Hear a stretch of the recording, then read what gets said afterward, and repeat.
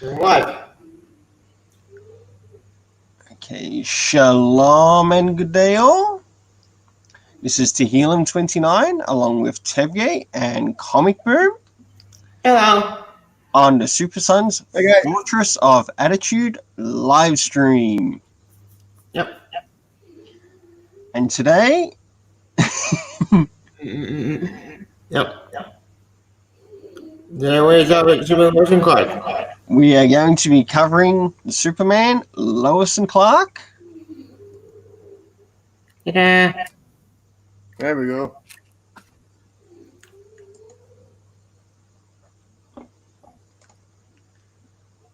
Yep. Super motion card series. One of the best achievements of all time. The DCU. Yep, and there's 8 issues to this run. Yep. So we're going to have a bit of a longer stream than previous. So it could reach the 2-hour mark. Could reach. It doesn't mean it will reach, but it could reach. It's possible. Nice. We also hope you have fun and enjoy, and don't forget to like, share, subscribe, and make sure to hit the notification bell. Yep. So if you enjoy these broadcasts, you can come back for more. Yep.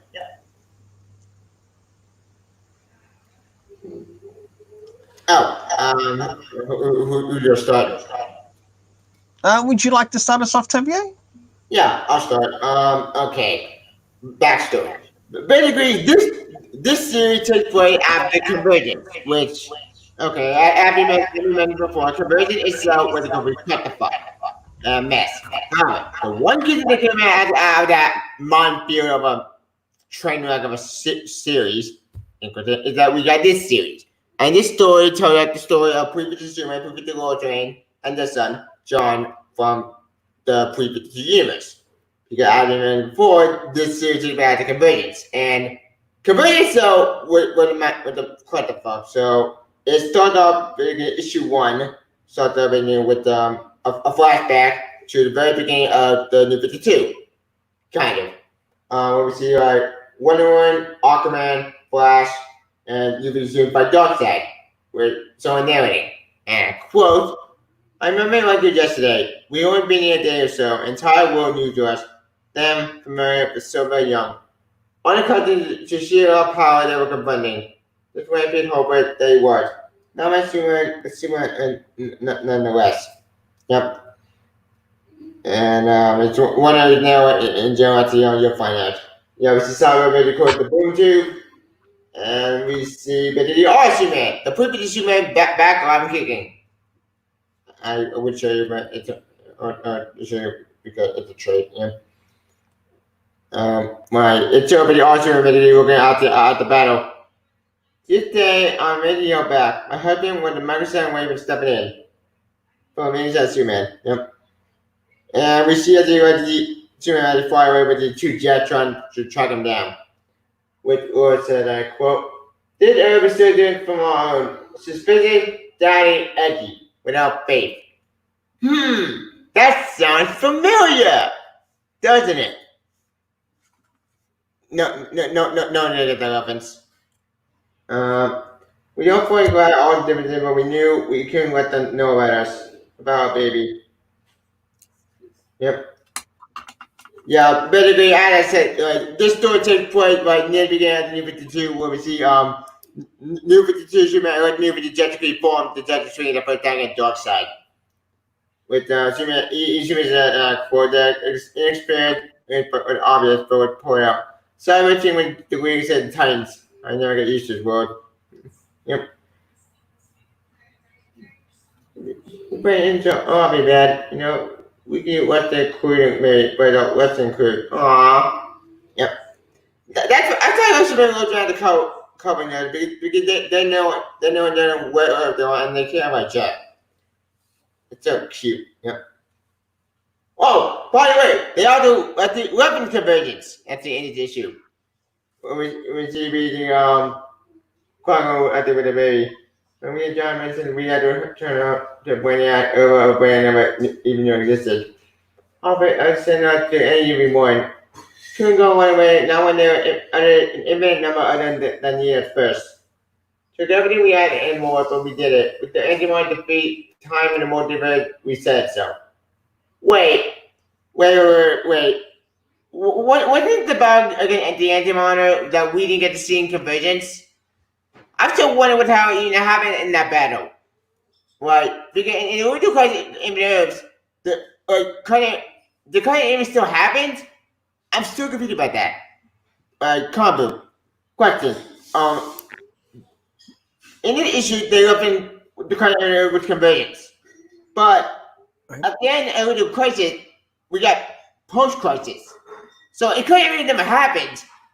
When I mean, my brain hurt trying to figure out this post convergence stuff. I'm confused. Come on, you explain.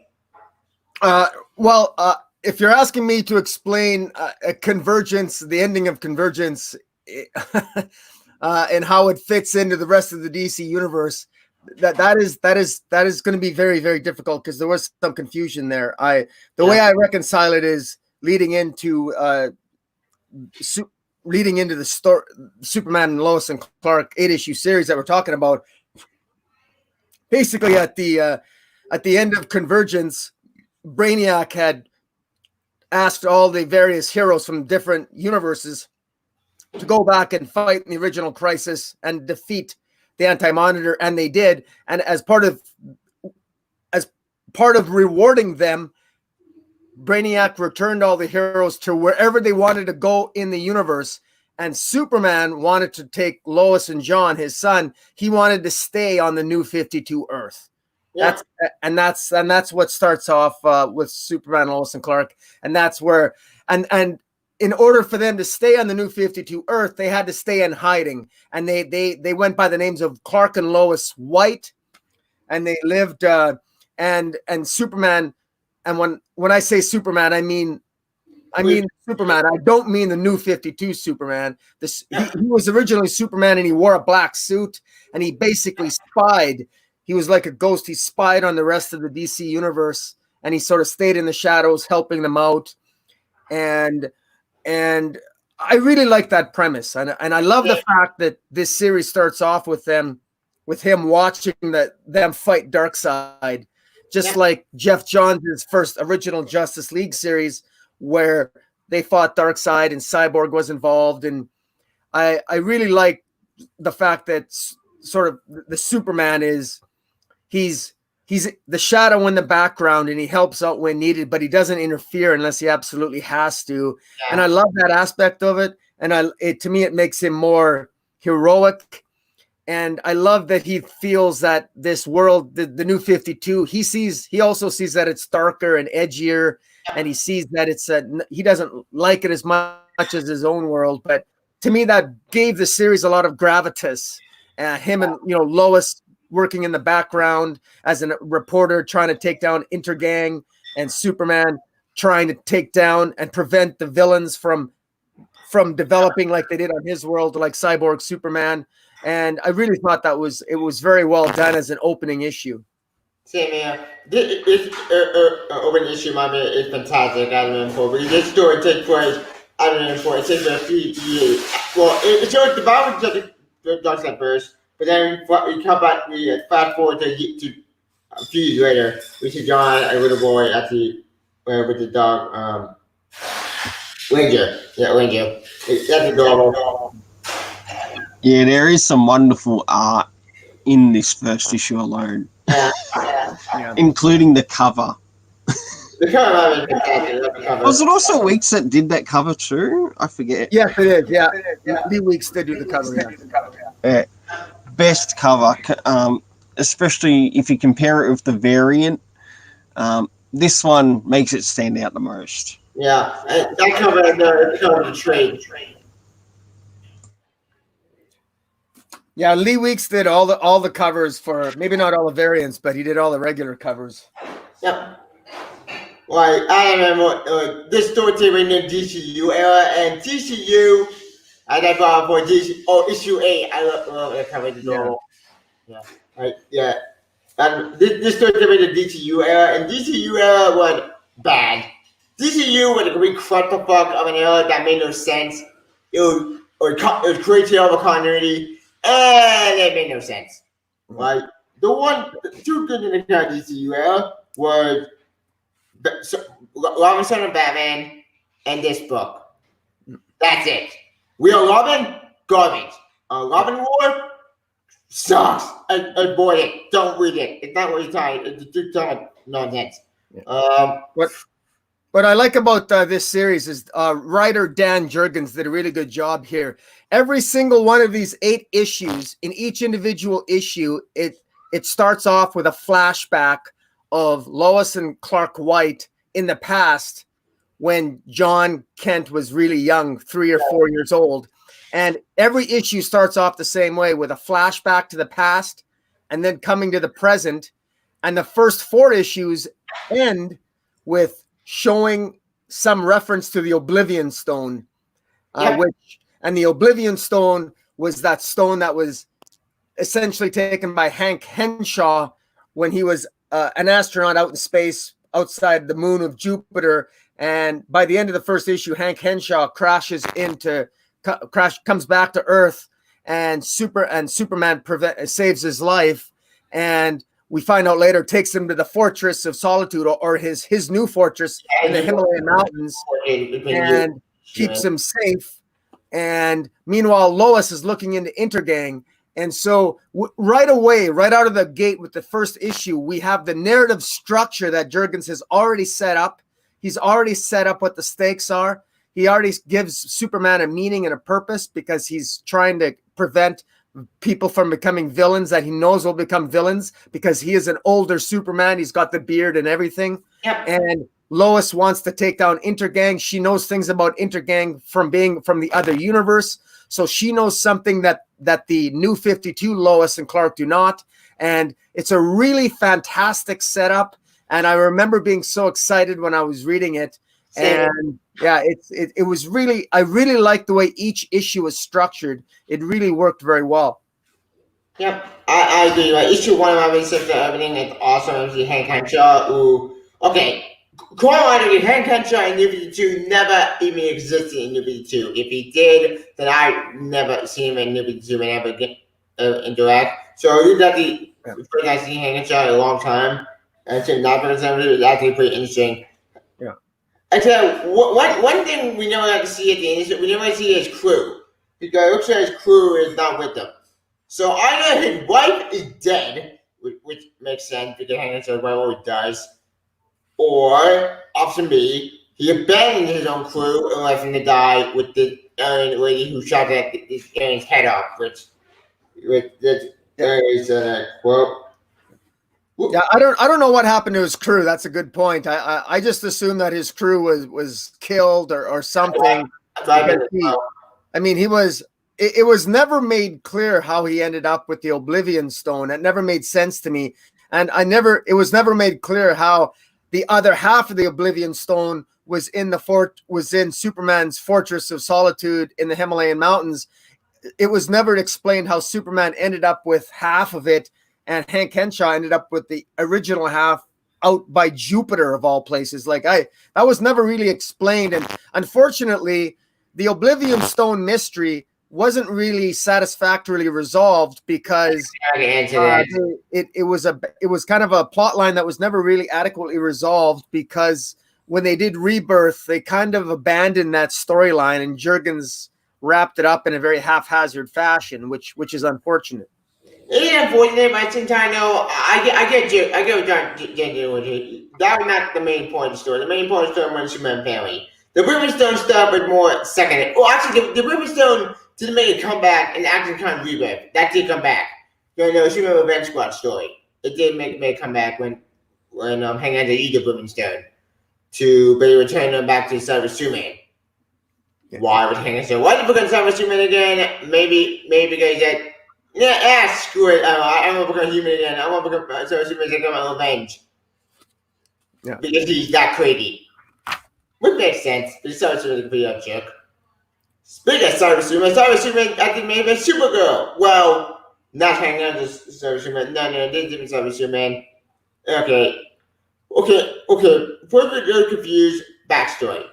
During YouTube, when he gets over Superman, a super good father. Why would he summon Superman in New 52? I don't know. It would summon Superman in New 52 would be clusterfuck that even I couldn't explain it. I don't know why there's a super good father summon Superman. It was weird. And super good story in New 52 would be clusterfuck. Well, we might as well start to make a move on to the second issue. Yeah, because we've got 8 issues overall to go through. Yeah. Actually, wait. There's one thing we got issue 1. We said John and elementary school look at the shuttle, and you had to catch up with the teacher. That's adorable. Yes, and little John being very tech savvy, watching what his dad's up to. Yep.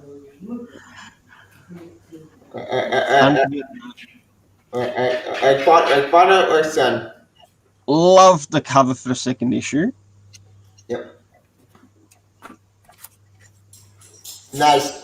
Probably one of the best in this run because you've got all the family together. Yeah.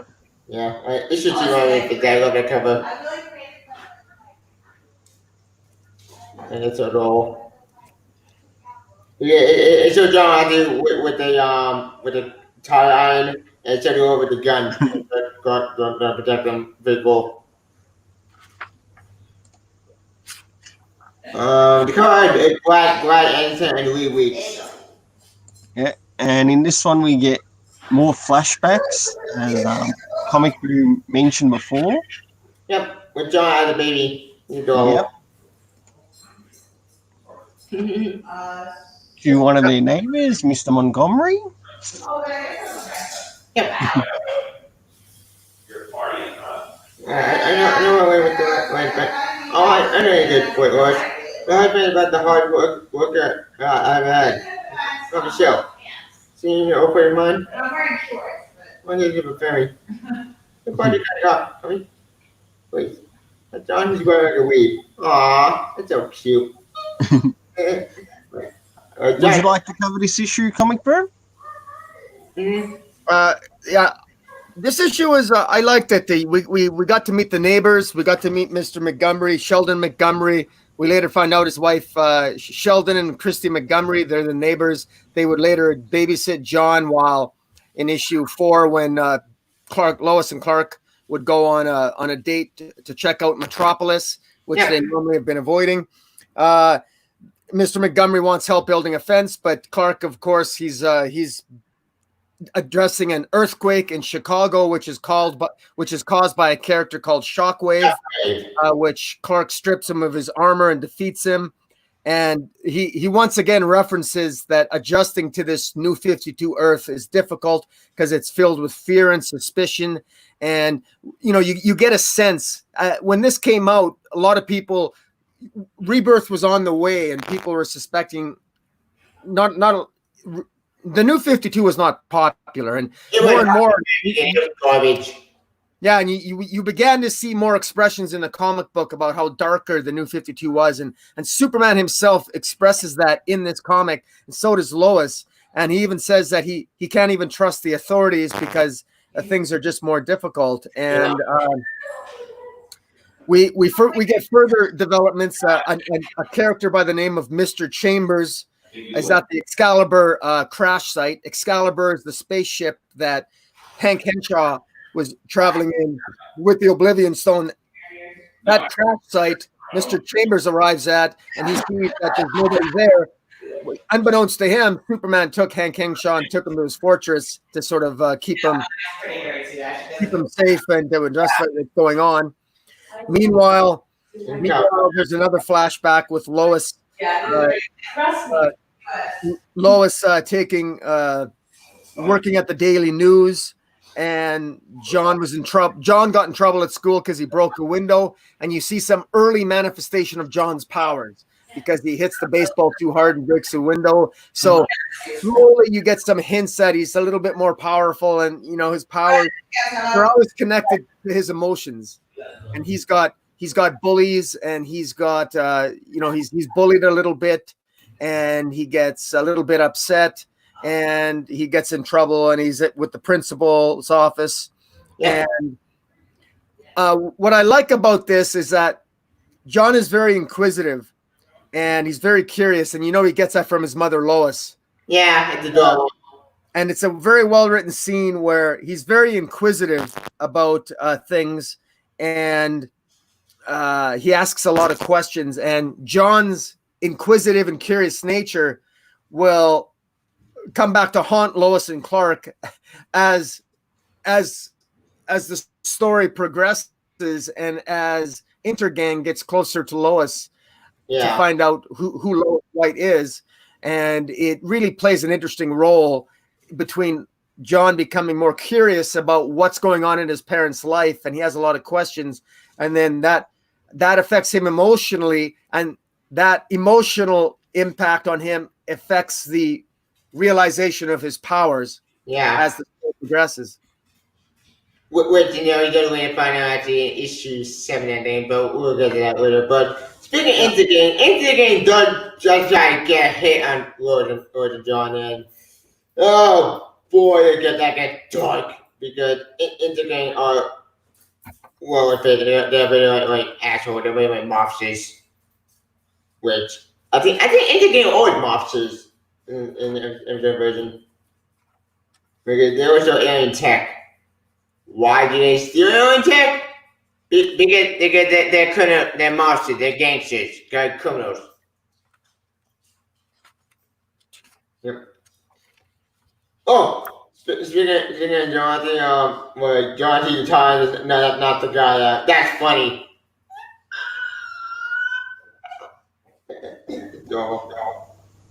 Any favorite scenes or panels within the issue? Yeah. Even as you reread it? Jimmy has to take that Intergang and take all the weapons. It's pretty cool. And the rest of Johnny Lowe is pretty adorable. Awesome. But I think one of my favorite panels when John, he has the parent conversation. My favorite scene is when Lois and John are run off the road by Intergang's hitmen. Yeah. Lois frantically tries to call Superman Clark on her cell phone, and she says Protocol Omega. And Protocol Omega means that they've been discovered, and it's an emergency call, Protocol Omega. And she manages to incapacitate one of the hitmen, and she's worried that John's going to get hurt. And she looks around, and only to discover that John has hit one of the hitmen with a tire iron and knocked him out. And you don't see John do that, and so you're not sure if John uses superpowers or not. And I love the way Dan Jurgens wrote that scene, because you don't know if John just got lucky or if did John use his superpowers. You don't really know, and I love the way it makes the reader curious, because as you're reading it, you want, we're waiting for John to exhibit some superpowers, and he doesn't at that time, but he sort of teases it, and I really like how that scene was played out. Yeah, I love that scene too. That's adorable, because we don't know Johnny had powers in the series, but in the issue, that's a pretty cool mystery in my opinion. Well, not only that, it too is also sort of like one of my favorite scenes within the comic, because it's sort of like family emergency related, get here fast. And what does Superman do? Get back. It's awesome. But you like stealth tactics. Pretty cool. So it's good to see that they had that plan in place, even within the story, and it makes the story even more interesting, even more exciting. Yeah. It's the bread and butter. That makes it more important. Yeah. And also seeing what does happen to Intergang in it. But this isn't the end of it yet. There's still more to come. Intergang is not done yet. Oh, speaking of bands that we never answered, we never answered about Shockwave. Well, Shockwave one is villain that I never heard of this guy. I think he's a new villain, and the new villain he looks weird. That's one question I never answered with Shockwave. Like, why do you want to destroy Chicago area? What was the deal? Maybe a deal or so. Who knows? We also Dan Jurgens, he used Shockwave just like he used a couple other characters for. I think he just wanted to.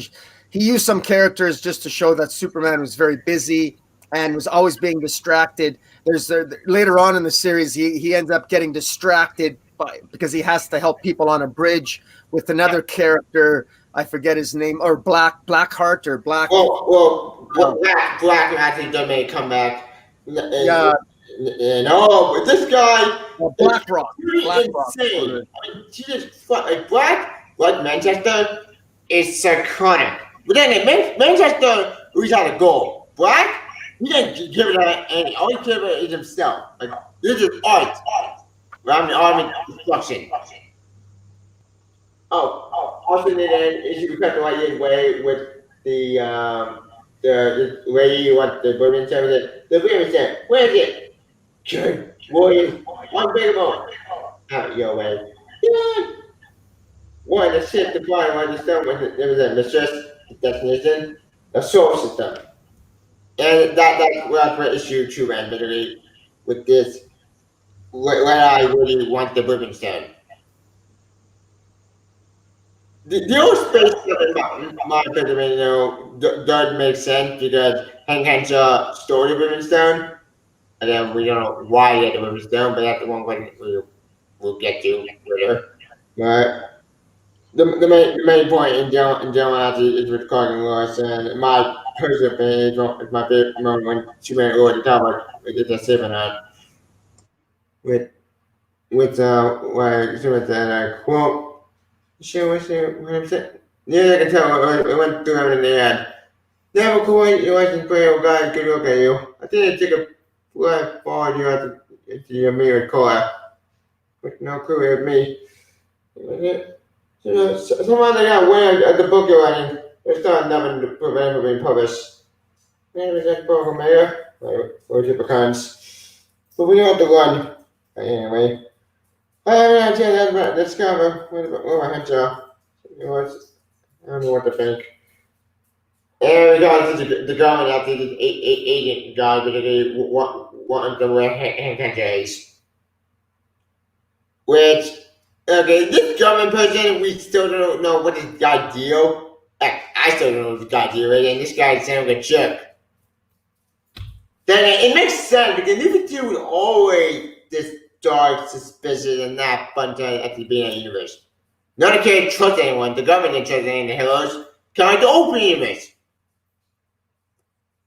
Kind of what? The open universe and the main and the New 52 have both in common. All the heroes are jerks. Weird. Ryan? Well, we might as well start to move into issue 3. Yeah, with At the end of, what is it, issue 2, we see the Kun's relation to the Oblivion Stone. Yeah, who get torn in half. Literally. And I think it would sort of imply in the story that Hank Henshaw played a part in taking it from there. Yeah, he probably did. He probably stole it. Yeah. His crew is probably dead going over there before the crew. He abandoned while we could put stones down. With the 3rd issue, as we start to come into it, it looks like we're entering some desolate territory, but also comes across like a bit of a war zone at the beginning. Yeah, several years ago, it's in a flashback where we see him fight the new man in black. Black or blank? I usually got black or blank. And this guy, I remember, is freaking nuts. You can tell by it, like Manchester. Manchester, this guy is psychotic. Yeah, this guy's name is Blank or Blank, and it starts off in a place called Rusty Ridge. It's a small Midwestern town, and he's completely destroyed it. Superman mentions that he's destroyed many other small towns before, and Superman confronts him, and a completely new villain. This is a villain that Superman has never faced before, and it's a new challenge for Superman because he thinks that he's probably aware of all the villains on the universe because he figures they're all going to be the same as in his old universe, but they're not. This is the new 52 universe, and it has new villains. Yep. And I like how he defeats Blank. He flies Blank into space, but rather than let Blank die, Superman captures him and takes him prisoner in his fortress, and that's basically the flashback story. And I was a little bit my criticism of this issue is that I really thought that the weakness of the story in this third issue is that Blank is using his telepathy, and Superman seems oblivious to it for quite some time. I thought it was really sloppy on Superman's part to just try to. He's just using a neural nullifier on his brain, but on Blank's brain, but it obviously doesn't really work very well. Because years later, when he finally puts Hank Henshaw in the fortress after Hank Henshaw crashes his Excalibur spaceship on Earth, Hank Henshaw, because he has the Oblivion Stone, for some reason that makes him susceptible to Blank's telepathy and telekinesis.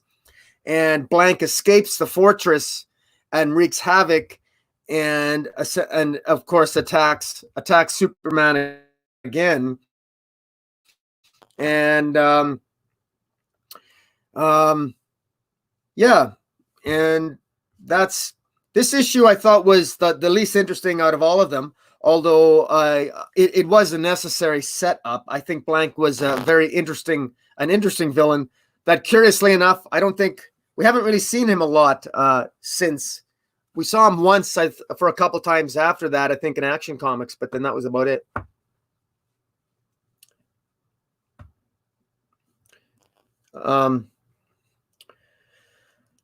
And then the final page. Sorry, I note the final page is the reference to the Oblivion Stone again, and a Dominator who is being interrogated by a woman who is seeking the stone, but we don't know who that woman is yet.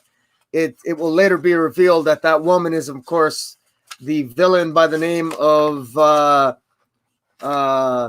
Hyathis. She's the one who's looking for the Oblivion Stone, and is this rather upset to discover that it's been broken into two parts. Yeah. And, speaking of the stone in general, last time we saw Brian and I mentioned before, he had been acting on Rebirth, and after General Zod putting the 11 family to space, I think he died? Question mark? It was never really clear on the Blank. I think Blank might have been he died in Rebirth. I don't remember. What is shame? Because Blank was very into villain, my man. He's very cool as a new antagonist. I do like him. Yes, he's not completely Manchester, but it was still way better villain than Red Cloud or Leviathan. Hey, Bennett, when you create a new villain, why not create a new villain to NJ Blank? Oh, I have an idea. Blank versus Leviathan. Let them kill each other. And then when Blank kills Leviathan, he takes over. I'll be all for that because that's a very cool instant idea. And better than the thing that we have with Leviathan. You mean like making Blank the Leviathan the person? Yes. That would be actually a little bit better than what he's already said. Yeah. In what is in present Superman run.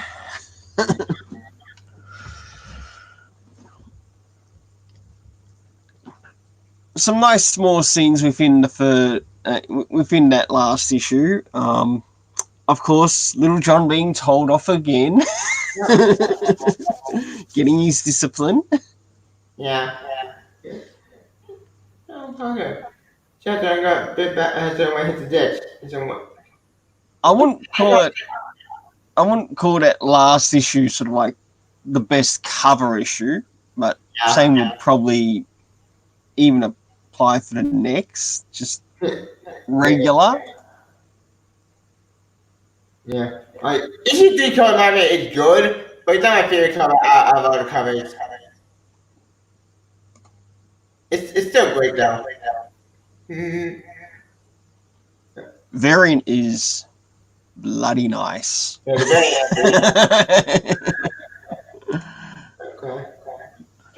okay.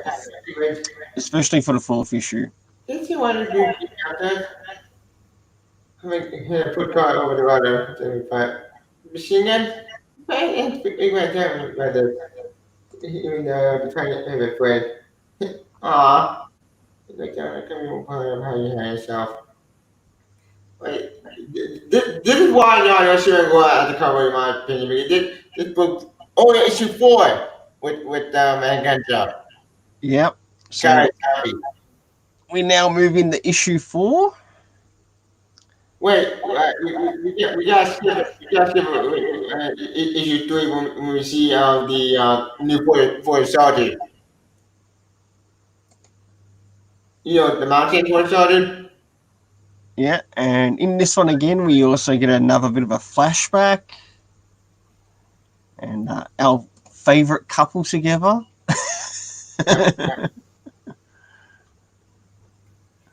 Oh no! Wait, actually, before we go to issue 4, there's one that we read out issue 3. The introduction of Bruce Manheim. You know the leader of Inter Gang. Guys, Yeah. like I completely forgot which part. But I think in issue 3, we are introduced of Bruce Manheim, the leader of Inter Gang. Yeah, Bruno Mannheim is the leader of Wintergang. He kills some of the hitmen who failed to successfully kill Lois and John at the end of issue 2. Yep. Yes, that's correct. Yeah. It has a little bit of accent, and he killed him with the I think speaker, radio, I don't know. Yeah. Very dumb. At the beginning of issue 4, Lois and Clark are in Metropolis essentially on a date. They've let Christy and Mr. Montgomery take care of John, to babysit John. So they go to Metropolis for the first time in a long time. They don't normally go to Metropolis because they need to stay away from Metropolis in case they get recognized. They accidentally run into Jimmy Olsen, but Jimmy Olsen is preoccupied. He's on a date. And they also end up buying John his very first Superman shirt, because around this time it is a flashback sequence, and John is 4 years old. I'm guessing he's around 3 or 4 years old at this time. He's And 4 years old. They explain that he's 4 years old. Yep. And they also make reference to how the new 52 is a darker universe again, and that they has concerns over Lois or over Luthor, and he doesn't trust Luthor in any universe, obviously. Yeah. There's also a reference to Bibbo. And and also and so that was really the flashback sequence. And I think what's interesting about this issue is that we see, when we flash forward to the present, we see John Kent very, very curious again. He's just like his mother. Young John Kent is doing research at the school, and he's doing research. And he can't figure out why there's no news of them being attacked, and why didn't Lois and Clark obviously had to lie to their son because they never revealed it to the police. But John is very curious. Why aren't the police involved? Why is there no news about us being attacked? And it's basically John being very, very, very, very curious. And writer Dan Jurgens does a really good job of showing John's development as a young boy. And he loves his parents, but he's also emotional, and he's upset, and you know, it's a little bit traumatizing for him, and he's struggling with it, and it's just another very good continuation of young John Kent's development in this series. Yeah, he's like, boy. That's funny. Come here now. What is it? And as you were going to find the notes that we have it with a knife basically stab into it. Which, yeah, somehow they found basically off the Indian kidnapped basically wrote to his contact named Cora. You favorite, you find out. Oh yeah. Also during the present, we also say two men secret name revealed. Men still dwell among the Jerry Frank report podcast by Will Train. Yeah. Okay. Backstory. Basically, if you want about that new favorite thing, here's the thing about that. That took place in New 52 and New 52 got Daniel revealed. I am not kidding you. That did happen. Why did this happen? Because New 52 Superman got a Daniel revealed because of this new villain named one Man of Savage Children, who the computer guy who blackmailed Clark Kent and New 52 tried to save him by being danger to the world. That backfired, and it's a whole thing. It's the one Superman Truth. Here's my short opinion. Superman Truth was garbage. It was one of the worst New 52 stories ever after the new Superman Truth over beginning. Which, okay. Why did everyone want to wish Superman against the world? It always blew my mind. We keep getting the same crap story over and over on record. Can I have a Spider Gwen Stacy? Oh my God, you're saying Spider-Man and Superman same at the same problem. They keep having the same story repeated over and over on record. Spider-Man's Gwen Stacy keeps coming back to life with clones. Superman is then getting revealed. It's like a never-ending cycle of bullshit. No one get the reference? No? Just me? Robert? Alright. Thoughts? There's a number of small good scenes within the issue, especially when you do see Lois and John together. Yeah, when you see with the John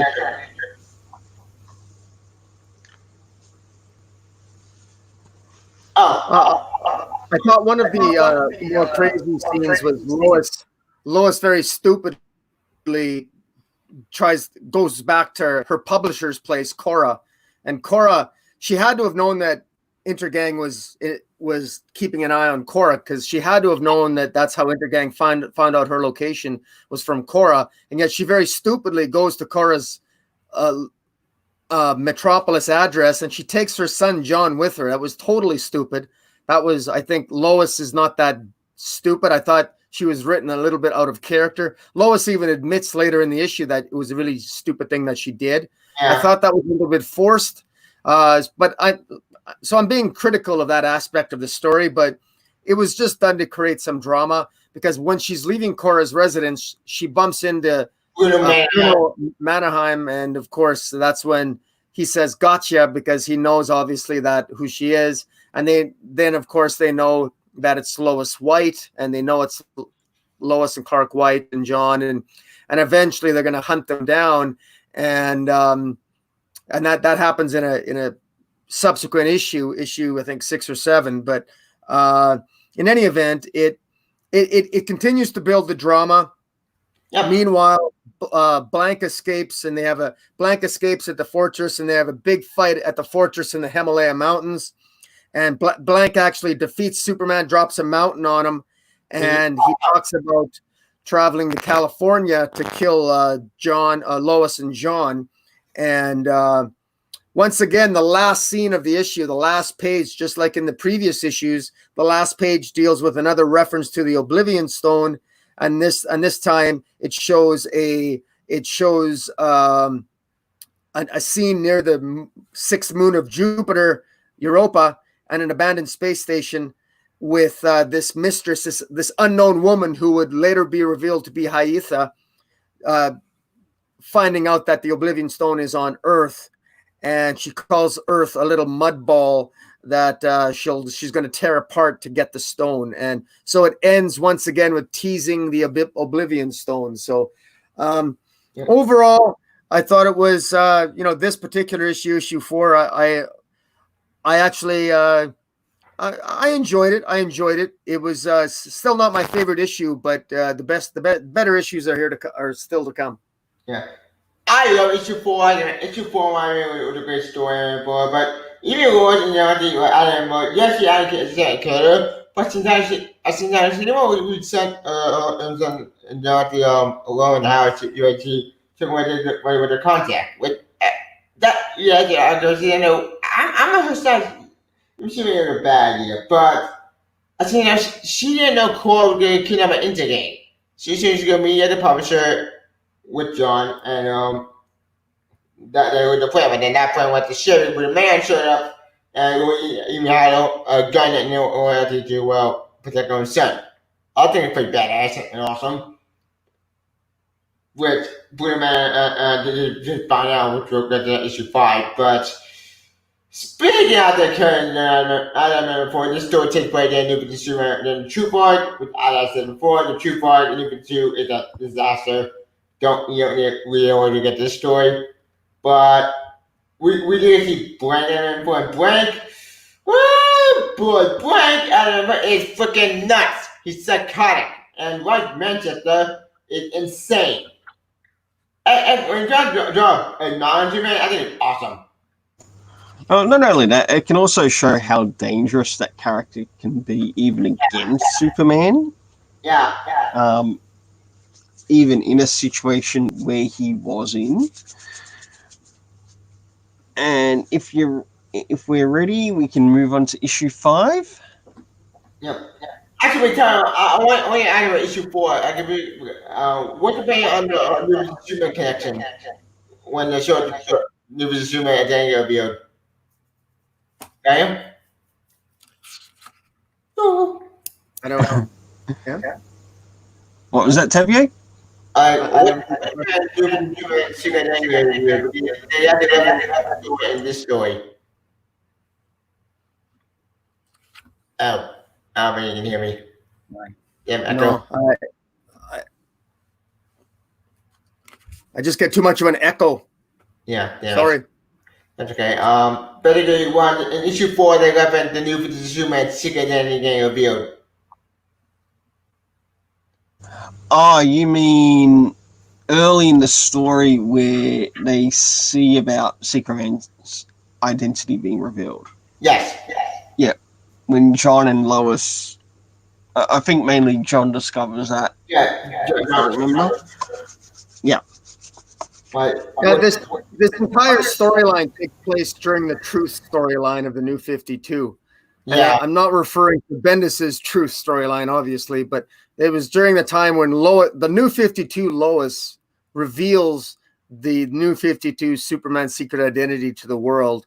And that plays a role in this issue because it just later on it reinforces the fact that the New 52 Lois and Clark are very different than the New 52 Lois and Clark in this series, and that it just underscores the differences about how different the New 52 is from the Rebirth universe. Yeah, the New 52 had been put with the correct the fuck, and the true arc with the fine editor New 52 man. That book was garbage. I mean, Jesus Christ, that's so big, a buzz cut, and then they went motorcycle, became edgy, became the 90s. And it was all garbage. It was a bad story from day one. What really Superman days will make it more power, make it more Edgewood? Why did every old 90s crap always come back to haunt me? Because it's like we're back in the 90s all over again. Except somehow much worse. Which, I'm like, wait. No, I'm getting sidetracked. Like, backtrack. Like, as I said, the true part of my manipulation is a garbage file. Thankfully, we got this story out there out of Nightmare, and the story is great. And I'm actually happy we did get elephant at the funny because it makes sense. I put the Women's Stone stuff. Okay, but the Women's Stone stuff I didn't care about. I just said, weird ending. Okay. But that is a good go to the Women's Stone.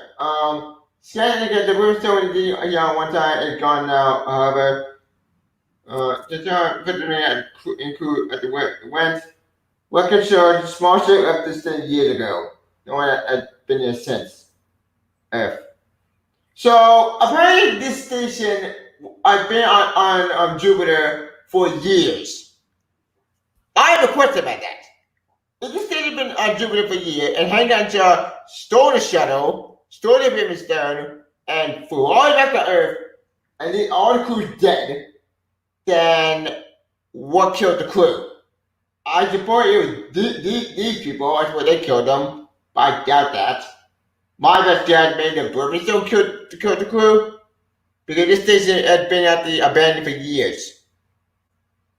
Meaning, Hank had been in space for years, and now we're on Earth in this series. Okay, I have a question about that. When did this happen? How did this happen? And why was Hank on the station? These are questions that we never answered, did we? Well, that's part of the central mystery is what happened to Hank Henshaw, what happened to the Excalibur spaceship, what happened to the station, how did the Oblivion Stone get split into two, how did Superman says he discovered his half of the Oblivion Stone in the fortress. That was never revealed how he discovered it. It was never revealed how Hank Henshaw ended up with it. As a matter of fact, what was really odd is that when Superman takes Hank Henshaw to his fortress in the Himalayas, he never thinks of checking Hank Henshaw's pockets because if he checked his pockets, he kept the Oblivion Stone in his pocket, for God's sake.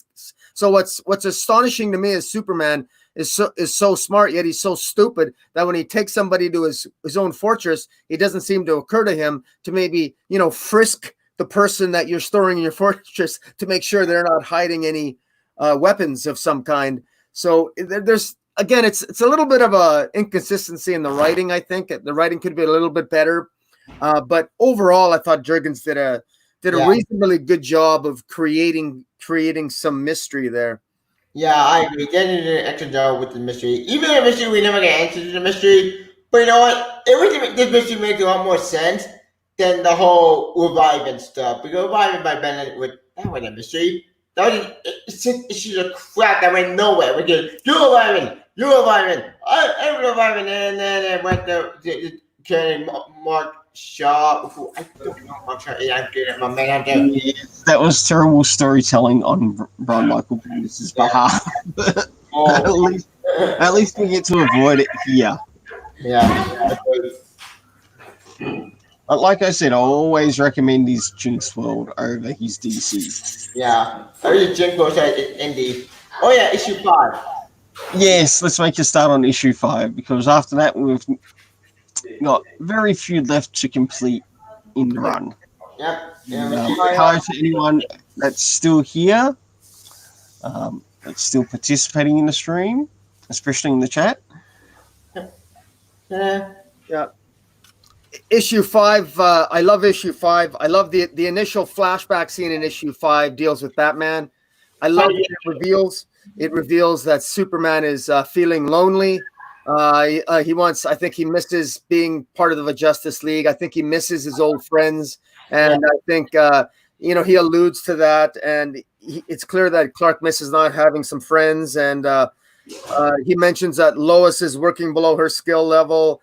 She's not writing as much as she would like. John is about to start school.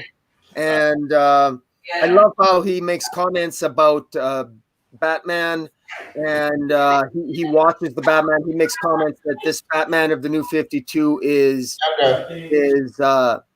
faster and and he ends up saving Batman's life by burning an arrow with his heat vision. And you get the idea that Batman is aware that somebody saved his life, but doesn't know who it is. And but it was just a lovely callback because you really get the sense that this Superman he really is sort of like it reminded me of the movie Man of Steel, where he's the ghost hero, where he's flying around and he's helping people, just like in the movie Man of Steel, where Clark is going around the world helping people, and Lois Lane in Man of Steel is doing the same, is looking for this mysterious helper, and it was a very well done flashback. I agree. This Batman is presented because as the Superman still came for Batman. Because only previous, which we're gonna take this book, video the credit for day one, but this story I think shows you man came about Batman, and authors are requiring that this Batman is a little bit younger. And he's still Batman. Carries him out, playing the same way of the master. Yeah, as long as he's young enough though, even with all that skill. We need help. Yeah, it's actually a pretty cool fight. I mean, you see, I think, like Clark, and this human, okay, well, you don't win. Okay, it's pretty normal. Yep. There you go. That's a mad. He did Bruce Wayne. When you call it, against Superman. My opinion. He need a friend. Come beside me. It's okay, Clark. I wonder what in his house. With John's going to find out as soon as he's about to start school. Tell me, but yeah, not tell me. No. The kind of man you've been looking for beneath go, so. Yeah, it's also nice to see in this issue that we see a small birthday around John Samuel Kent as well. Again, back to its own flashback. Yeah. As we get to see him grow up in this world and some of the things that the family is about to experience together. Yeah. Once again. He's normal. Yeah, so John is probably going and we got the cute. Love them. Well, love her. So the day we realized I did it work, I could make all that happy. Yeah. And we go back to the president with Superman so trapped at the under level. Thanks, Blake. Jerk. Yeah. Like, I'm so happy to get the kids like that. Awesome. And of course, you can see how much he loves the shirt that his parents got for him. Yeah, he had a flashback. Out of the door. Scott's dad said. And I'm gonna be like, we're Jewish. You're just being funny. Yeah, there's a lot of great callbacks to the issue, and there's a lot of connective tissue in issue 5 that draws in a lot of the things established in the previous issues. And of course, the gift, the Superman shirt for young John is part of that, and also we also once again get the Montgomerys.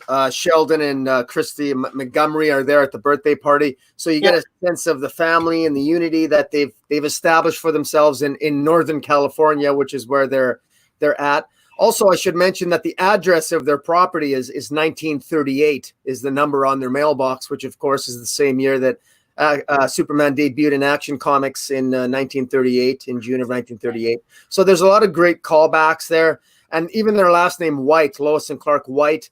White is also a name that reference newspapers. Hey, White. Lois works for the Daily Planet, so it was pretty well done. And when they show the present again, and Superman is in the fortress.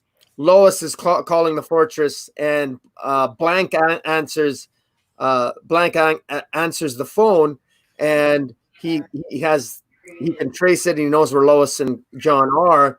And of course, Superman is there. Superman recovers from having the mountain jumped on him from issue 4, and he once again engages Blank in an attack. And and we see that Superman also has other people at the fortress in the Himalayan mountains, 2 characters by the name of Dratana and Klon, who they're there. He's there keeping them safe. Dratana has this character called Dratana has a condition where she can't. Apparently, he's got to try to cure her. So Yeah. And we know that this Superman is not only he's not just storing prisoners or villains at his fortress, but he also is storing people there that he's trying to help. Yeah. So it's again, there's a lot of callbacks to what he did. He just can't help himself. He likes to help people, and he just he's always a superhero. Yep. He's a hero, but he's trying to save people. And that's pretty cool. Oh, speaking of the breakdown, during the breakdown, did actually have so we can hang out job. Actually help as a Superman by using this method thing. I do the ship with a method, don't we tell? I don't understand. It blank through the giant go back. My bad. I got that mixed up. But you're trying to fight blank, eat better actually, but Hang on actually saved the day by using the ship's weapon systems, including one to fight blank. It's actually pretty cool, badass scene about being and actually Ultraman. Almost like hubris is. That's too many show playing and playing that's pretty cool. I did two other people. Okay, the two other people we don't learn about them already, but we play about more naturally both. But I get the course to see out try to be a hero, even get overall you still have to see the day. It's awesome. Oh, by the way, also about how we go to New Mexico to this other guy who just got out of prison, and this news people show up. Why did you I didn't want this guy? Apparently they wanted to do the TV show. I forgot what the TV show is called, Turner Drew, but not important. And apparently he had the new suit. Oh yeah, let's go. You're a man very badass. We didn't leave a show, but I get it. It's all about the criminals. But anywho, we come back to Iron Insurance and jump back to the Iron. With Hank Henshaw had the Oblivion set. And we also have a very key scene where John, near the end of the issue 5, John overhears Lois and Clark talking, and he overhears them talk about whether or not to tell him that he's Superman. And John finds a Superman shirt in an old chest trunk, which is interesting because John finds an old Superman shirt in the old chest trunk, and it's actually it's a little reminiscent of issue 8. So even though it takes place in issue 5, it reminds me of issue 8. I got them already adorable. That's cute because what is there? She said corner for not with man because in container they're actually trying to get you to her. Her yours. They need her alive. They're going to smoke her out. I'll get cool back safe and sound, and also make sure your identity are back to secret. Ow! You got that again. Then again, card. I'm sorry. Okay, that's gonna be fun. I didn't want to go join my son, so I took him with me. The band didn't know I rested it. I went not scam. Wouldn't pick up the street. But the word on the zero. Bring him in. And again, boss saw you. I guess I'm John has heard up. During a clear message. Yep. That poor attack on the robot in the game and put by one of the most evil men in we ever had. Right question I blame. We wanted you all the time, I didn't see how we get to it. On the back. And John about to share actually with the Super Saiyan at the Pedal. Which, also the show John is my super hearing. Have you seen the ones Meaning that John about actually more with powers. But that's pretty cool. There's like a diagonal wood post. It is nice when you do see how the drawing has been done for John in this issue as well. Yeah. How it's slightly different to some of the early issues.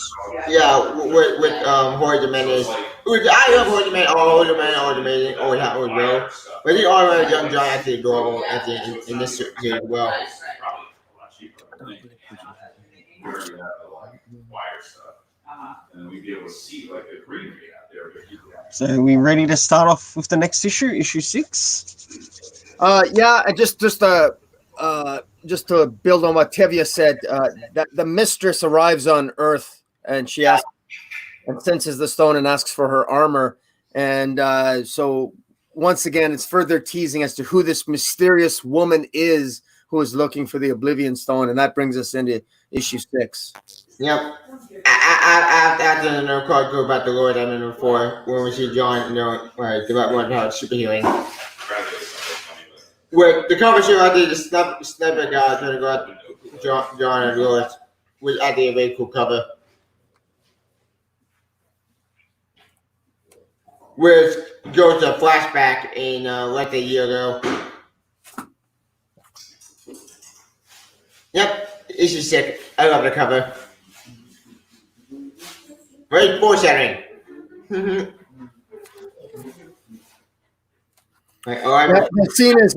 scene is the opening flashback sequences. Lois Lane is upset that the New 52 Lois Lane outed Superman. Yeah. And there's a wonderful 2-page sequence in this issue 6, where Superman is using his super hearing to filter out all the noise to try to locate Cora Benning, who is the publisher of Lois Lane's expose and Intergang. Yeah, it's pretty cool in my opinion.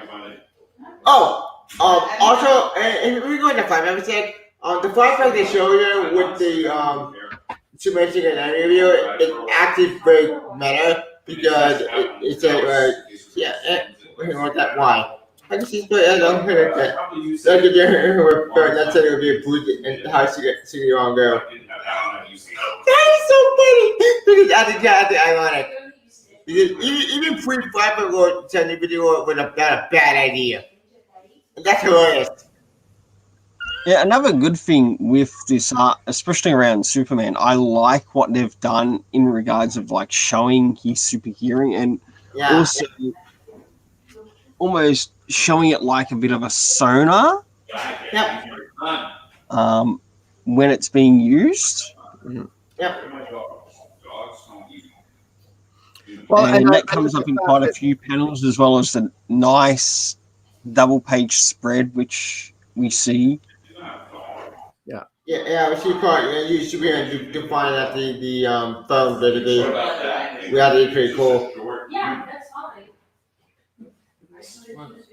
Yeah, also try to call it to use the phone to help Superman actually find the song basically called the phone. We have to pay artists heroes and call it to work as a team. Awesome. That's true. Also we see John in school library looking up the new video Superman and his exploits. Where the video Superman David revealed? Oops. Yeah, as I said, this story takes place in the Superman True Arc, and yeah, if you end up with the Superman True Arc, you get the weapons. We have to eat people.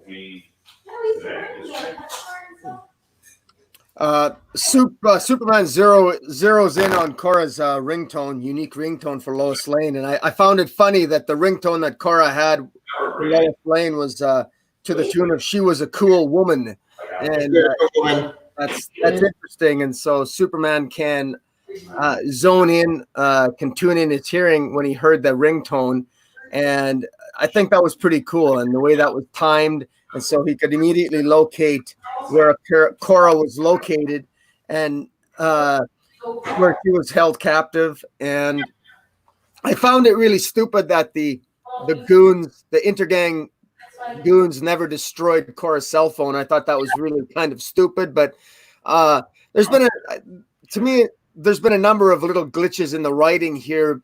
You know, I just said, Dan well, Jurgens had to write the goons as being really dumb that they wouldn't destroy the phone. They had to write Lois for being stupid for going to Cora's place in the first place after being attacked by Intergang. There's a couple of some things that the characters did that were stupid that were necessary to move the plot forward, but those are minor criticisms. To be fair, these goons are always stupid in the game. They're always basically all idiots. Which I'm at all for it. Because if it's bad to be idiots, I'm all for that. Because that makes sense. Because bad guys are always morons. They always screw up. Well, you're the leader. When you're the leader at the burn, you're a genius. When you're a henchman, you're a moron. Which I'm actually all for that. It's funny. Anyways. really jacking up my hands. It's just like endless cuts at marks. There's a sideshow scene with Blackrock and the Badass Nation. We should mention that a character called Blackrock was introduced in issue 5, who was a prisoner who was just previously released from prison, and he was recruited by a reality TV show called Badass Nation. And their idea is to give him a super villain armor and try to set up a scene at a bridge where they would almost like a movie set create a fake battle sequence in order to make a reality show, and that would play a role in the subsequent issue, in issue 7, and it would cause a distraction for Superman when he's trying to fly back and rescue Lois and John being attacked by Intergang members at the Lancaster Elementary School.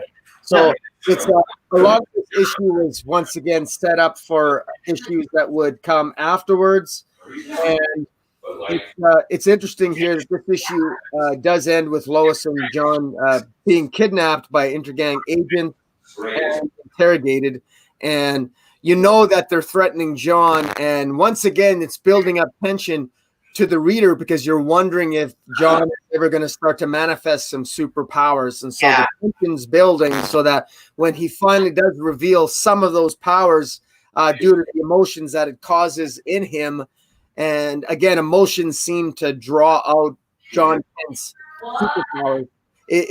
Dan Jurgens does a really effective job not only creating the character development for John, but linking that character development and the emotions he experiences with the evolution of his superpowers. After Intergang set the show on fire, literally, because they want to kill Lois because they were exposure to their organization. Because let's face it, mobsters don't care about the evidence; they want to kill witnesses, which actually very, very smart, dark. But that kind of somebody didn't do it dark, great, But oh boy, we get to my favorite part in John when John said I want the truth. When John and we at the ropes, it's awesome. Oh, also the story, we got to see the villain, badass guy. I forget his name. He's not important. And but the reason why this villain can't wait to destroy because this badass TV show wants this villain to destroy the bridge. Why? Because the reporters are idiots. Wait, this TV show actually was made because they're morons. Actually, you know what? If he's in a bad nation, I think would make sense. But I said, my favorite part when John had to bring out the ropes, he said, "Oh, I want the truth. I want to tell me who I am." It's awesome. Yeah. Well, that's a good scene because John is once again he's showing some of the traits he inherits from his mother because he's so bloody curious. John asks Lois, why does Dad look so much like the guy who is Superman? And why do you look so, Mom? Why do you look so much like the woman who outed Superman?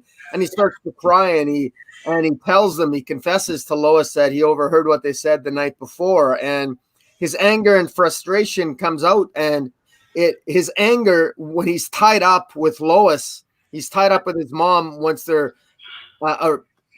captured by Intergang, and he uses his super strength manifests itself, and he breaks out of the ropes on the chair. Yeah. They're locked in a shed at the Lancaster Elementary School, Yeah. and he breaks out, and the Intergang members want to kill them, so they want to burn down the shed to kill Lois and John before they report back to Bruno Mannheim. And while they're doing that, what happens is while they're doing that, it ends up that he reaches for the door handle, and it's really hot, and of course he doesn't get burned. And so you see, not only does he have super strength, but he also has invulnerability and imperviousness to harm, and that's also manifested itself. And there's a great scene. My favorite scene is Lois Lane finally having that realization that, oh my God, you've got superpowers just like your dad. And it was a really good scene, and that's how actually issue 6 ends. Yeah, it's just saying John, but or near the fire and say no. Johnson, I quote, "Don't you talk to me? Wait, no, not so bad. I can do this. What do you mean? You are." Oh, yeah. Well, we learned that her son actually had the same power as her husband.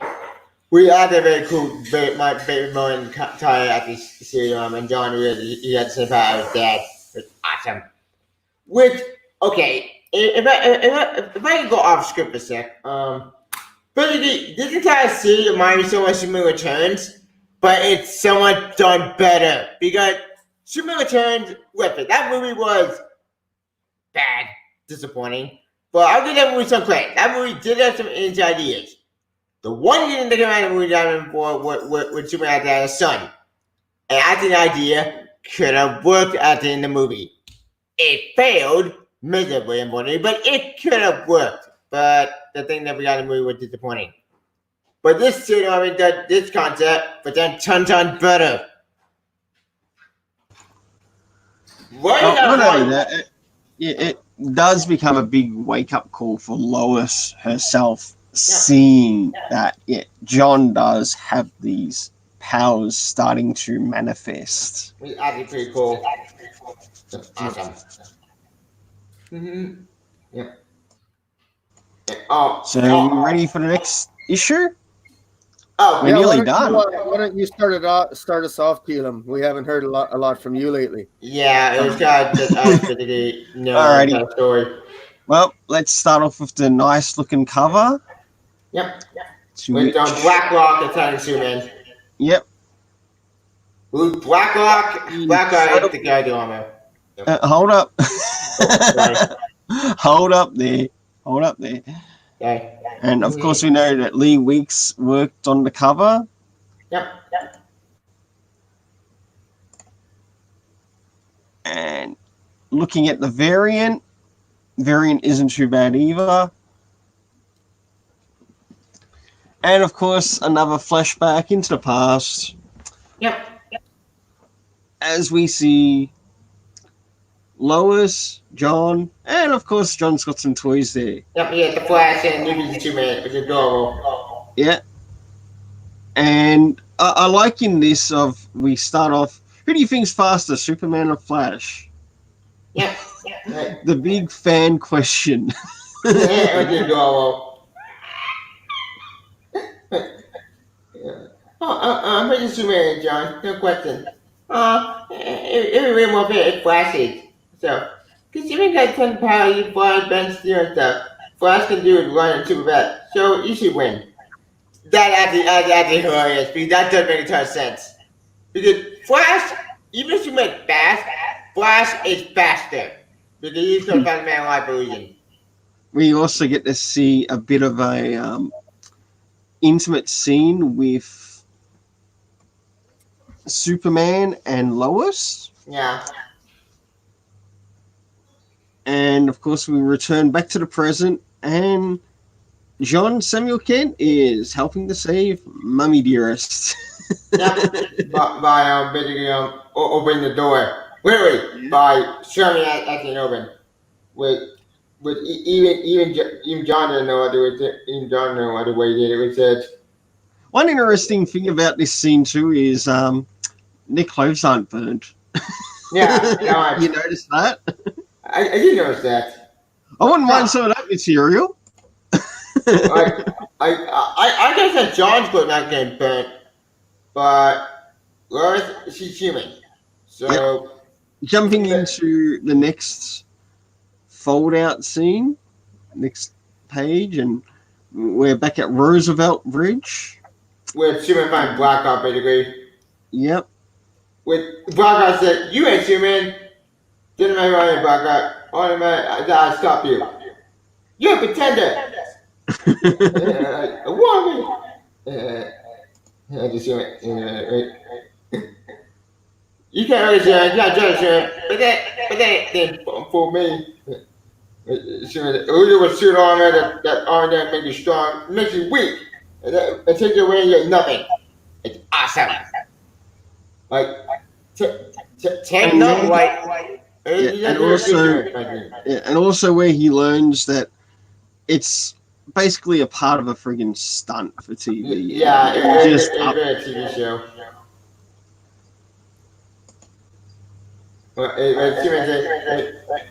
You were going to kill, but the story that was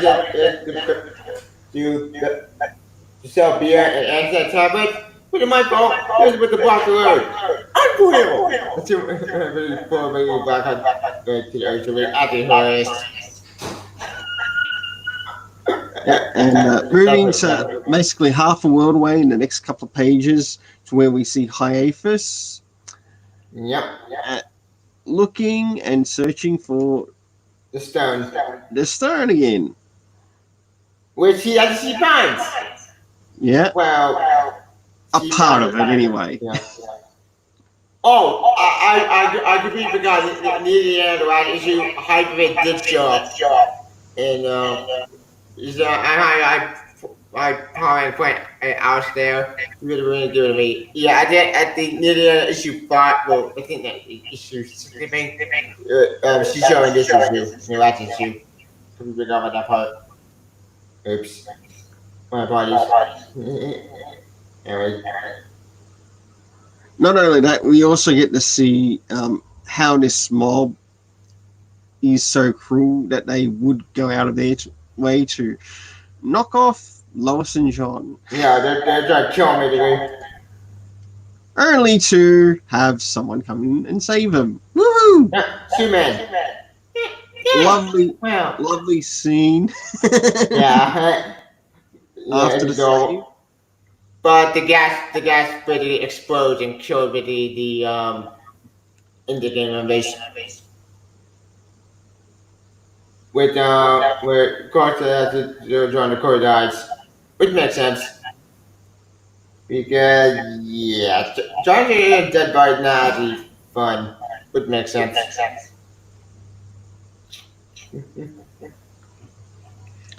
I like Superman's frustration with the reality TV show. He's really upset that he got distracted. He almost wasn't able to save Lois and John from Intergang because of the distraction that was caused by BlackRock and the Badass Nation TV show and the fiasco that happened on the bridge. He was very upset about that, and he makes another reference.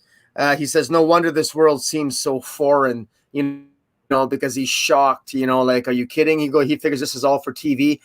And, he links it all as just not understanding this new world in many ways. And of course, it's the new 52. And it's interesting. It's just another observation that Superman makes. But despite the fact that the world is darker and more edgier, Superman still does the right thing. He still takes the time to help people, to save people. And even if it means potentially, making his own family second choice, and he's holding off on saving his own family to help others, and it's just typical Superman. It's well written by Dan Jurgens, and again, it's another good issue, and I really like Hiatus too. I think I love Hiatus because she's She's just plain sexy. I think she's hot. She is hot. She's hard to give like a royal lady because she didn't give a damn about anyone. All she gave was the stone. She actually looked badass. She actually reminded me particularly of a female Conan the Barbarian. Except a lot more deader. Actually, one good quote that comes up in this when they're trying to talk to John, and no doubt anyone can sort of relate to this. Our priority has been keeping you safe, John. Except Mum's publisher, no one knows, and even she doesn't know about me. Yeah. Of course, he makes up. Of course, he addresses the point that, like, some of the things in life aren't fair, which is a very true point. Yeah, it's true. But at least you can see, as parents, they're also doing their best to comfort him. Yeah.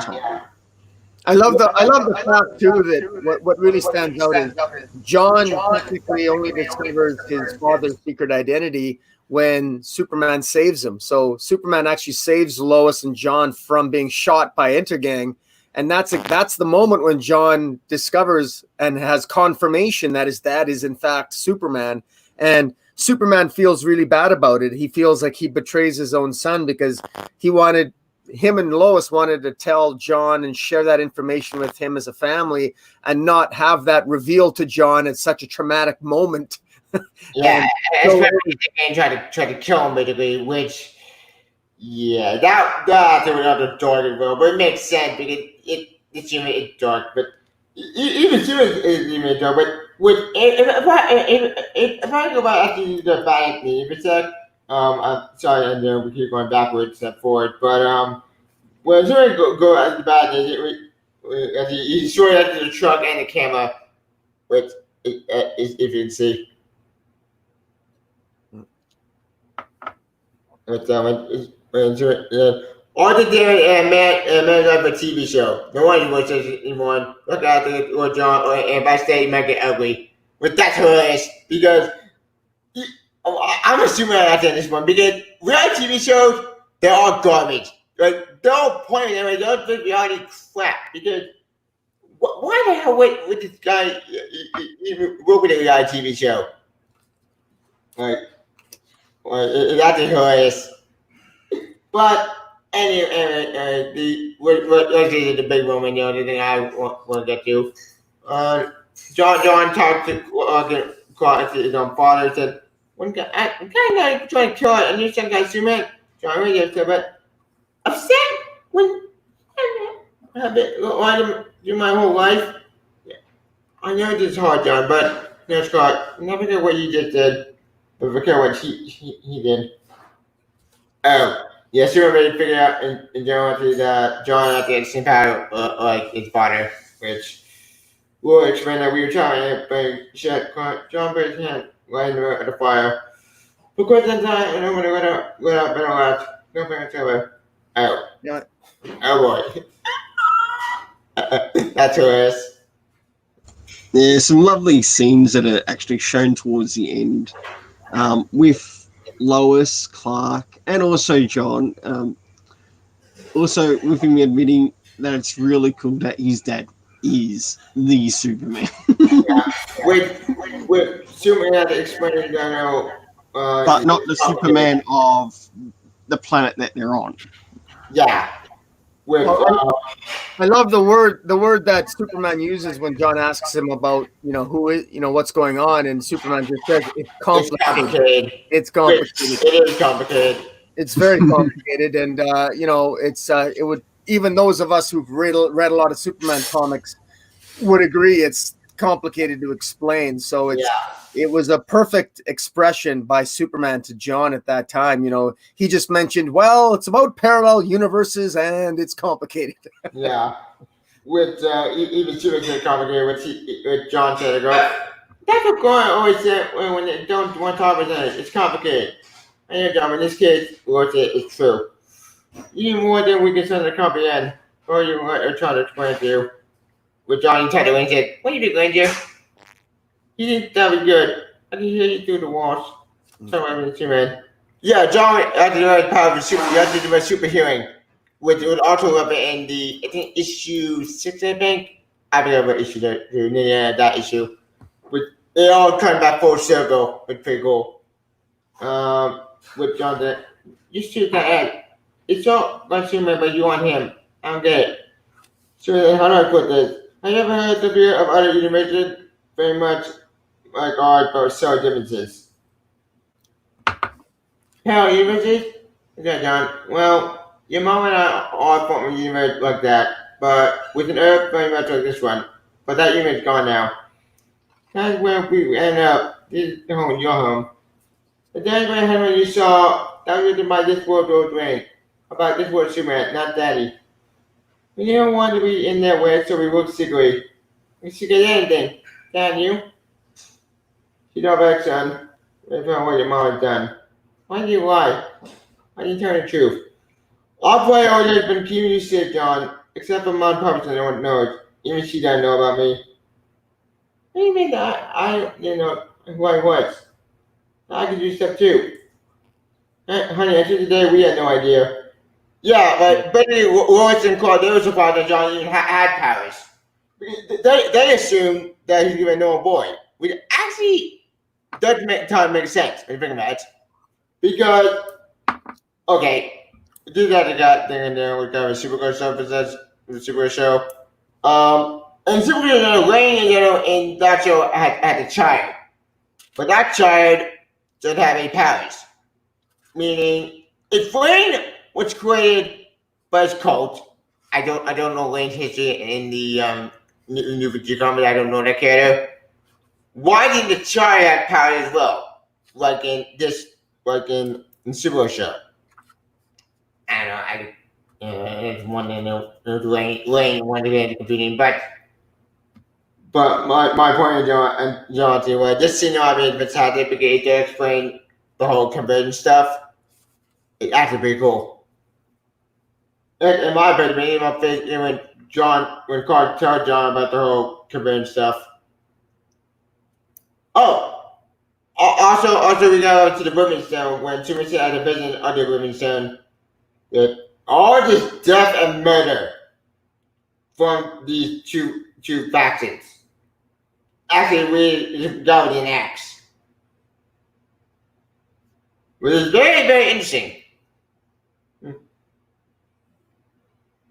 Well, we ready to make a start on issue 8 then? Well, kind of. There's one Kinda.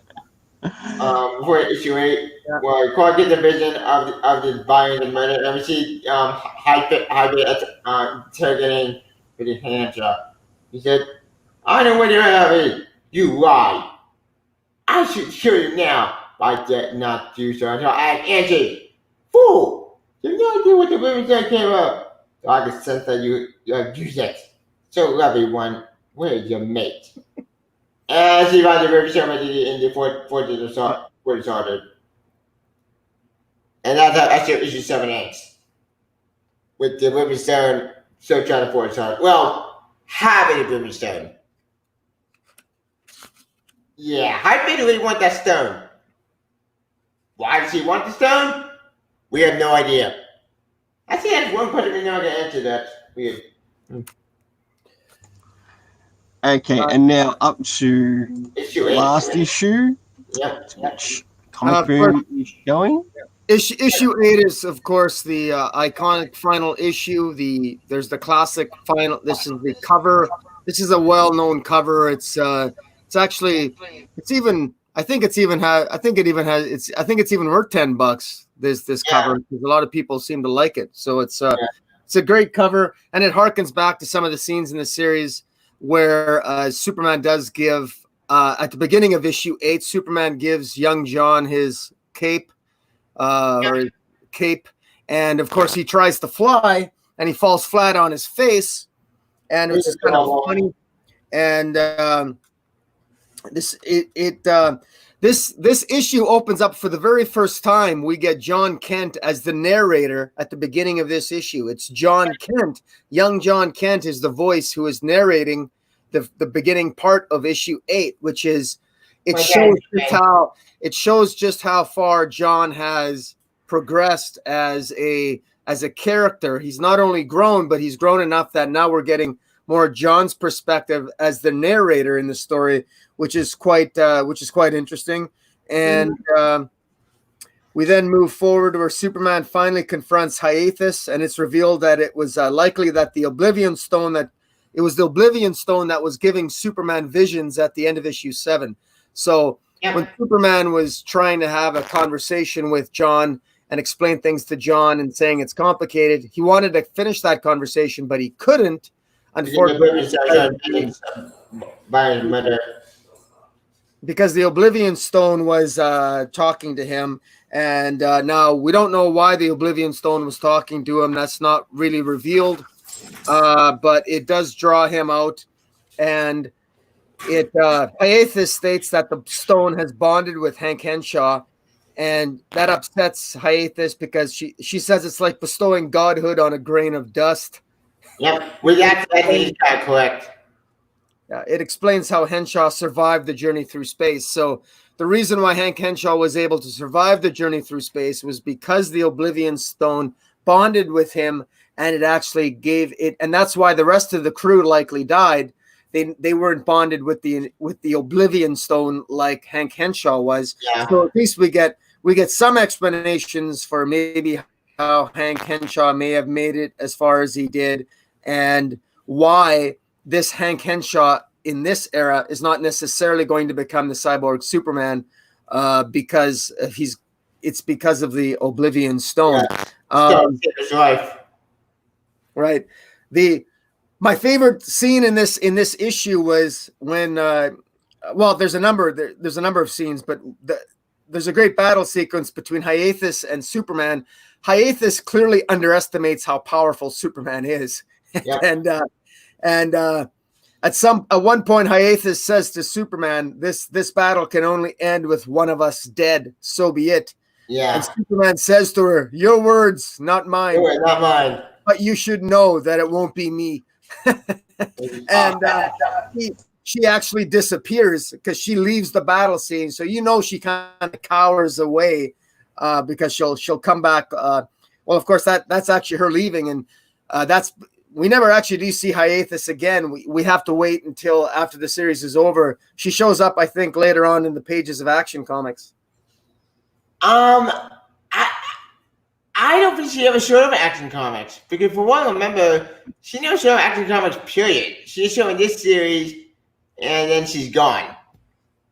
Meaning we never get to see her ever again. Which is a damn shame, because I think she was a great villain, might have been to be more at the end of the story. Yeah. Well, I might as well cover the last of the pages for this. And of course, thanks Maverick for turning up. Oh, Maverick. Anyone else who's still present? Of course, it's after the fight, and we've got Lois and John with Ranger together at the farm. And they're just waiting for Dad to turn up home. Well, John's waiting for Dad to turn up home. We had the hug with the John, Superman at the door. Beautiful art scene drawn in there as he does finally turn up home. I love actually what they've done with the barn there in the picture. It reminds me of something from the Donna Superman. Yeah. If you have a look at it, it reminds me of the barn that was similar to the Donna Superman years that was done. Like in the movie itself, it reminds me of that particular barn. With John and Dorothy talked to his own father with John there. Maybe you can what is that? Look over there, I thought no kid. I don't like. That was right. Now you grabbing him even though you might leave me. Sure as I told you about the plot, John, that's for sure. More than I was trying to tell you about this. They want to do it when you're older. quite more anyway. So yeah, they show up in the version with the chest, which that chest actually has a schematic tape basically, right to the door, which he has his own son.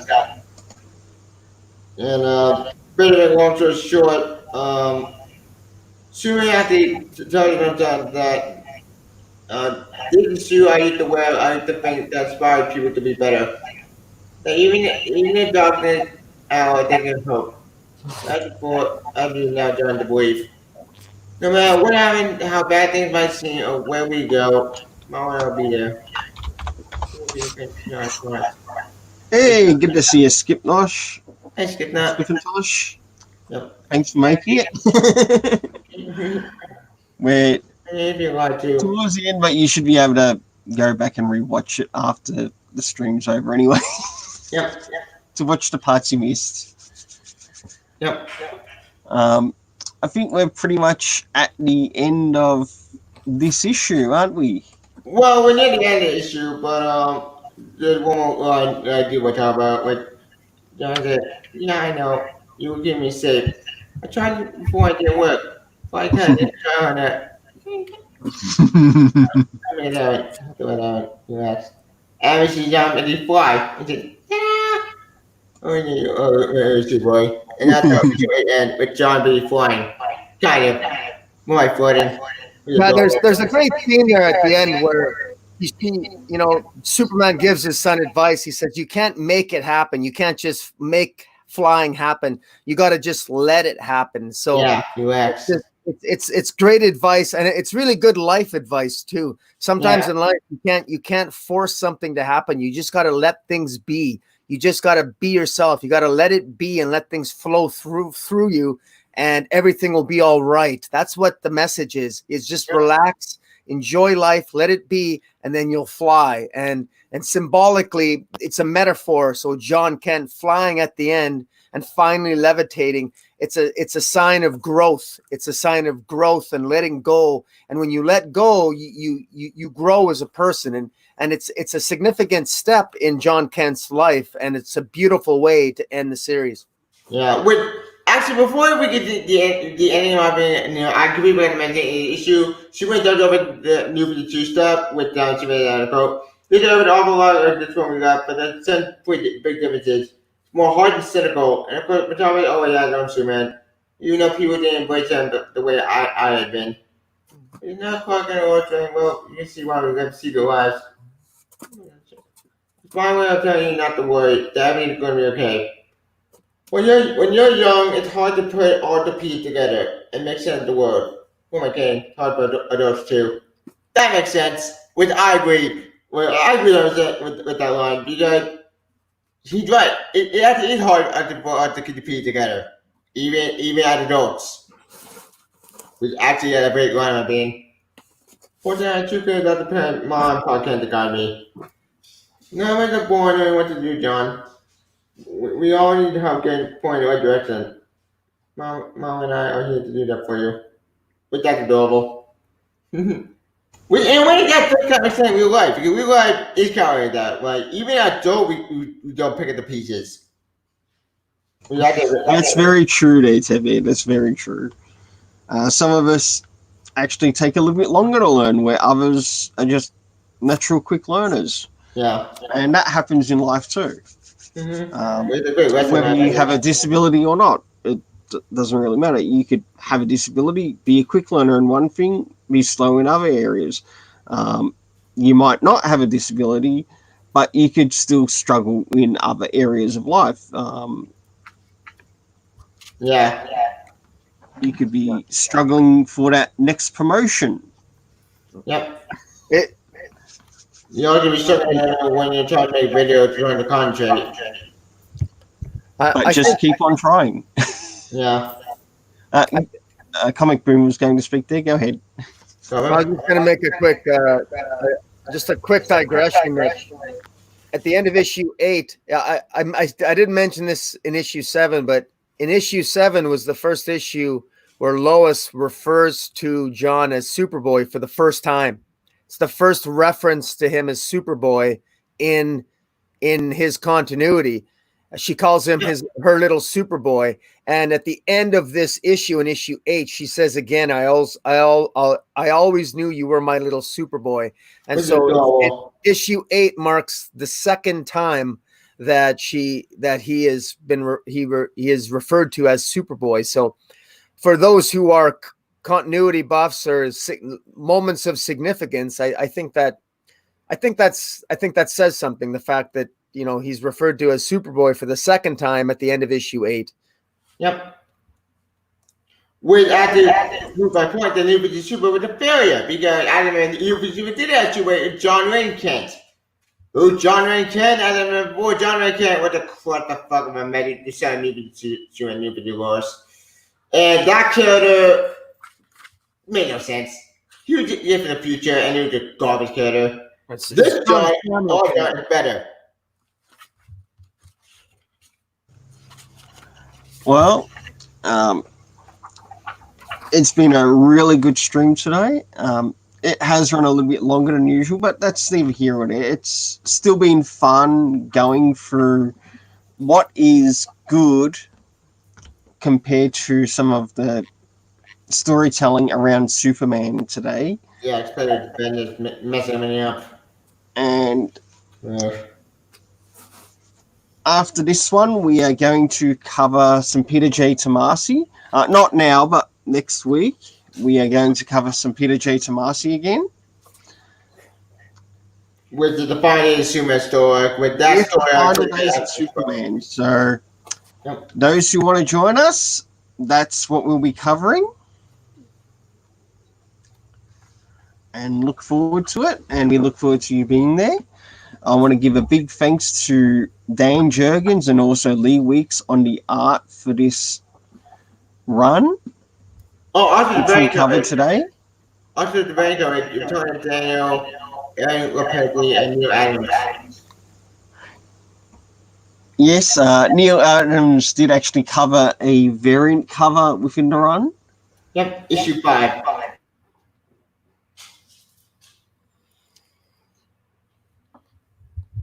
And would you two like to show yourselves before we finish the stream?